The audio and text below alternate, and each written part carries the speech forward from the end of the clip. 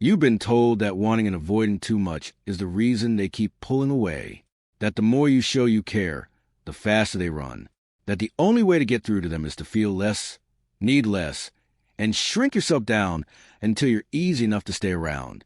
And maybe you've already tried that. Maybe you've bitten your tongue, played it cool, pretended their silence didn't bother you, all while quietly falling apart on the inside. Here's the thing nobody talks about. The problem was never how much you wanted them. The problem was the energy that wanting was coming from.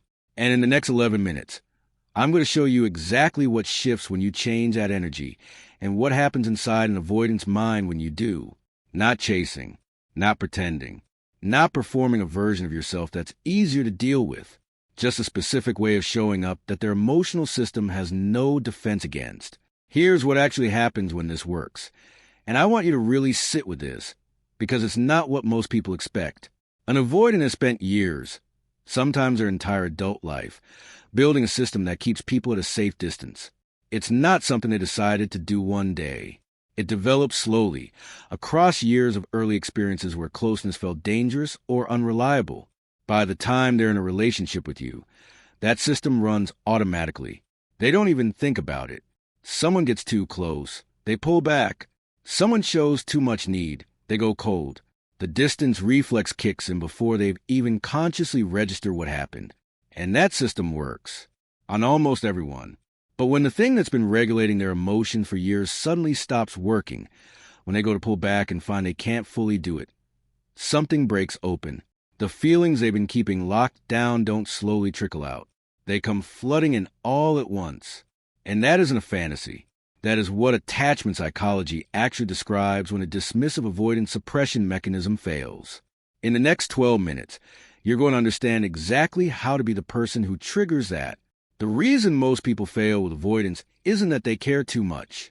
It's that their caring comes wrapped in anxiety, and avoidance can feel that anxiety even when you think you're hiding it perfectly. Here's what's happening underneath the surface. When you're anxiously attached to someone, your nervous system is in a constant low-level state of threat. You're scanning for signs of withdrawal. You're reading into response times. You're editing your messages 3 times before sending them.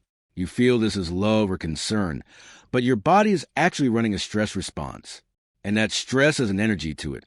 A pulling, reaching, slightly desperate energy that an avoidance nervous system picks up on instantly. It doesn't make them feel loved. It makes them feel pressure. And pressure is the one thing that guarantees their walls go up higher. Psychologists who study attachment describe something called the regulation loop. An avoidant unconsciously selects for dynamics they can control. They feel most comfortable with people who are either emotionally unavailable themselves or who eventually become so overwhelmed by the avoidance withdrawal that they either blow up or give up. Both outcomes confer what the avoidant already believes, that closeness leads to chaos, and that distance is the only safe option. So when you pursue harder, or when you eventually snap and demand answers, or when you go completely cold to teach them a lesson, you're actually feeding that loop. You're giving them exactly the kind of dynamic they know how to navigate. The walls stay up. Nothing changes. What breaks the loop is something different. It's not a trick. It's not a technique. It's showing up with presence that doesn't carry anxiety. Wanting them without needing them to respond a certain way to prove you're okay. That specific combination is what their system doesn't know how to categorize, and what it can't stop fixating on. When you shift your energy the right way, something specific happens inside the avoidant, and it moves through 4 clear stages. Understanding these stages is what stops you from panicking and undoing all your progress at the worst possible moment. Stage 1 is curiosity. In the early interactions, the avoidant notices something they can't quite name. You're not throwing your emotions at them. You're not making them feel like they owe you something. You're engaged and warm, but you're not leaning in with that grasping energy they're used to. Their system reads this as safe. They get interested before the part of them that monitors for threat has had time to catch up. This is the most important stage, and most people rush past it by getting too excited that it's working and immediately going back to old patterns. Stage 2 is disorientation. This is where it gets interesting. The avoidant reaches the point in the dynamic where they would normally start to pull back, and they find that the usual mechanism doesn't kick in as cleanly as it should. They're thinking about you more than they plan to. They notice your absence in a way they don't usually notice people's absence. The habit of distance is still there, but it feels less automatic. This registers in them as unsettling. They may go quiet, pull back slightly, or seem less responsive. Not because they're losing interest, but because something unfamiliar is happening and they don't have language for it yet. Stage 3 is suppression failure. This is where their internal structure starts to crack. What's breaking it down is something very specific. Your ability to hold your own emotional ground without demanding that they show up differently. Every time you stay steady while they create distance, you're approving something that goes against their deepest assumption about closeness. They believe at a core level that intimacy always comes at a cost, that if they let someone in, that person will eventually become a source of pressure, pain, or loss of self. You, by staying grounded and not collapsing into their distance, are quietly dismantling that belief in real time. The feelings they've kept suppressed start coming up without their permission. Stage 4 is obsession. They arrive at a place their emotional system almost never reaches, genuinely wanting someone they cannot simply manage or predict, and that wanting doesn't fade. It builds. It creates internal pressure they're not used to experiencing.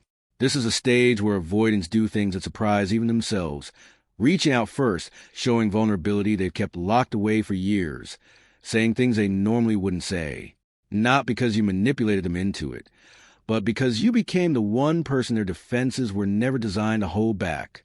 This is where most people fall apart, not because the approach stops working, but because they turn it into a performance. And the moment it becomes a performance, it stops working completely. There's a very specific thing that looks like this approach, but isn't. It's checking their last message every 20 minutes while acting completely unbothered in your replies. It's reading 3 articles about avoidant attachment theory and then carefully crafting a version of yourself that seems secure. It's white-knuckling your way through their silence while your anxiety quietly eats you alive. That's not groundedness. That's self-abandonment dressed up as strategy. And avoidants feel the difference, even if they can't explain why something feels off. What actually works starts on the inside. It starts with genuinely, not performatively, understanding that their withdrawal is not information about your worth. It's information about their fear. When they go distant, it's not because you did something wrong. It's because something you did worked and it scared them. That reframe is not just a feel-good idea. It is a thing that keeps your nervous system calm enough to stay steady when every instinct is telling you to reach out and fix it. When they go quiet, don't fill the silence with explanations or reassurances they didn't ask for. Let the silence exist without rushing to resolve it. Your presence in that silence, the fact that you're still there, still calm, still not running, says more than anything you could type in a message. When the thought shows up that maybe you're too much for them, or that your depth is the problem, don't say out loud to them. Sit with it privately. Because the truth is, that depth is not a liability. It is the exact thing that is making their suppression fail right now. The moment you start performing smallness to make them comfortable, you erase the thing that was finally getting through to them.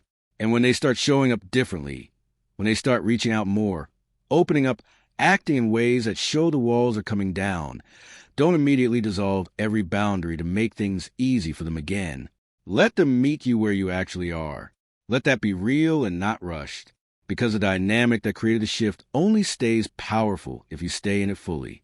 Here is the most important thing to hold on to through all of this. If they ultimately pull away because you refuse to make yourself smaller, they were never going to be able to give you what you actually needed.